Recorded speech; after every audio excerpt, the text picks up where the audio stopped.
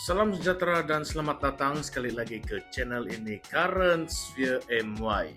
Pada video kali ini kami bawakan satu pendedahan panas dan penuh kontroversi yang sedang membakar suhu politik Sabah dan juga Putrajaya. Bayangkan, lesen penerokaan mineral berskala besar di Kalabakan, Sabah yang melibatkan tanah bernilai jutaan ringgit didakwa diberikan kepada sebuah syarikat yang berkaitan dengan bekas pegawai khas kepada Perdana Menteri Anwar Ibrahim. Dan siapa lagi kalau bukan Farhas Wafa Salvador, nama yang pernah panas dalam beberapa isu politik sebelum ini. PAS Sabah kini mendesak Suruhanjaya Pencegahan Rasuah Malaysia untuk menyiasat dengan segera dakwaan ini. Ketua Penerangan PAS Sabah, Mustaman Mustain, dalam satu kenyataan rasmi menyatakan walaupun Farhas dan syarikat terbabit Sabah Mineral Management Sdn Berhad ataupun SMM telah menafikan sekeras-kerasnya sebarang kaitan, satu dokumen minit mesyuarat yang bocor telah menunjukkan kemungkinan sebaliknya. Mustaman berkata, isu ini membangkitkan persoalan serius mengenai ketelusan dan integriti dalam pengurusan sumber asli negeri Sabah. Lebih menggemparkan, kawasan yang terlibat dalam penerokaan ini sangatlah luas, tetapi tiada penjelasan langsung diberikan kepada rakyat Sabah mengenai kesan terhadap alam sekitar, kesejahteraan penduduk tempatan, dan penilaian teknikal yang sewajarnya. Beliau menekankan bahwa SPRM wajib memanggil semua pihak yang dinamakan dalam laporan dan dokumen bocor itu tanpa berlengah-lengah lagi. Jika tidak, katanya Sabah bakal menyaksikan satu lagi episode pemusnahan hasil bumi secara senyap, dan yang paling malang, rakyat akan hilang kepercayaan sepenuhnya terhadap institusi yang sepatutnya mempertahankan integriti pentadbiran negara. Dalam masa yang sama, PAS Sabah turut menuntut Kerajaan Negeri Sabah dan pihak SMM supaya tampil secara terbuka. Mereka harus mendedahkan maklumat menyeluruh tentang syarikat yang telah diberikan lesen ini. Siapa pemilik sebenar syarikat tersebut?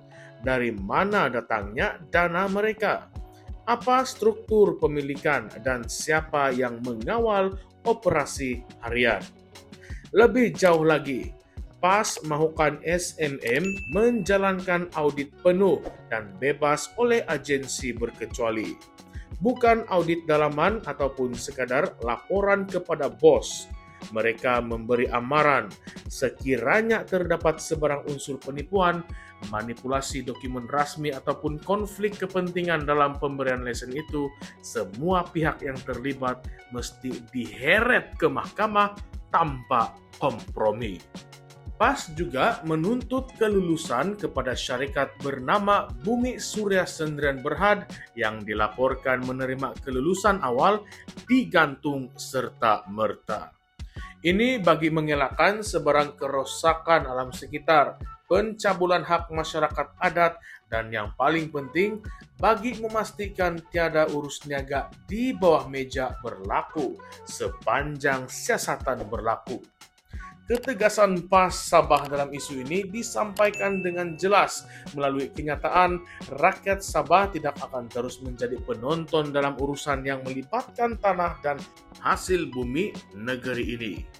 Bagi mereka, sebarang bentuk pengkhianatan, salah guna kuasa, atau pemilikan haram ke atas kekayaan negeri wajib ditentang habis-habisan. Sementara itu, dalam perkembangan berkaitan, Farhas Wafa Salvador telah mengambil tindakan undang-undang terhadap portal berita Malaysia Now. Pada hari Isnin yang lalu, beliau membuat laporan polis terhadap laporan yang mengaitkan dirinya dengan pemberian lesen tersebut. Farhas mendakwa bahwa dakwaan itu adalah palsu dan berunsur fitnah. Namun pendedahan minit mesyuarat yang bocor memberi bayangan sebaliknya. sekaligus mencetuskan persoalan yang besar. Adakah kita sedang menyaksikan satu lagi skandal berprofil tinggi yang coba ditutup rapi? Dalam laporan terdahulu oleh portal Malaysia Now, disebutkan bahwa SMM dikatakan telah memudahkan proses bagi Bumi Surya untuk mendapatkan akses kepada kawasan penerokaan di Kalabakan tanpa konsultasi awam yang telus dan tiada maklumat persekitaran dikongsikan kepada penduduk setempat. Pihak GRS Sabah sebelum ini turut digesa oleh NGO tempatan agar mengkaji semula kelulusan tersebut. Namun, tiada respons rasmi diberi oleh kerajaan negeri maupun Kementerian Perdagangan Dalam Negeri dan Sumber Asli.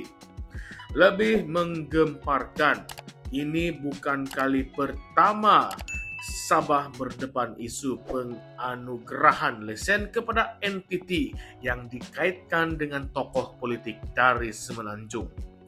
Pada tahun 2023, berlaku kontroversi sekitar satu proyek pembalakan di Tongod yang juga dikaitkan dengan tokoh dari pusat, tetapi akhirnya dihentikan selepas tekanan awam.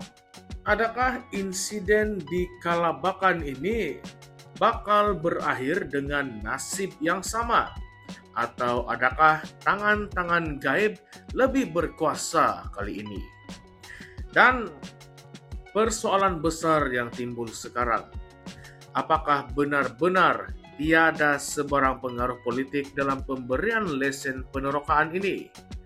Adakah nama Farhash digunakan tanpa pengetahuan beliau ataupun beliau memang ada peranan langsung dalam kelulusan tersebut?